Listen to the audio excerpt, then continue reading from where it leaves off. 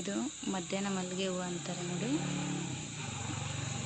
ಇಂಗ್ಲೀಷಲ್ಲಾದರೆ afternoon jasmine ಅಂತ ಕರೀತಾರೆ. ಆವಾಗಲೇ ಪಿಂಕ್ ವಿಡಿಯೋ ಮಾಡಿದ್ದೆ, ಅದರ ಎಲೆ ಸ್ವಲ್ಪ ಚಿಕ್ಕ ಚಿಕ್ಕದಿರುತ್ತೆ, ಇದರ ಎಲೆ ಸ್ವಲ್ಪ ದೊಡ್ಡದಾಗಿರುತ್ತೆ ನೋಡಿ. ಗಿಡ ಯಾವ ಥರ ಇರುತ್ತೆ ಅಂತ.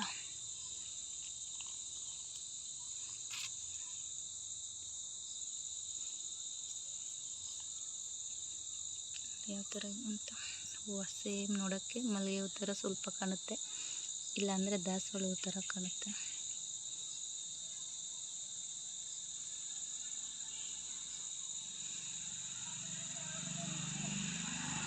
ಮಗ್ಗು ಇವೆಲ್ಲ ನಾಳೆ ಅರಳೋ ಮಗ್ಗು. ಇದು ಮಧ್ಯಾಹ್ನ ಹೊತ್ತು ಮಾತ್ರ ಅರಳುತ್ತಂತೆ, ಇಲ್ಲಿ ಗಂಟ ಇರುತ್ತೆ, ಸಂಜೆ ಗಂಟ.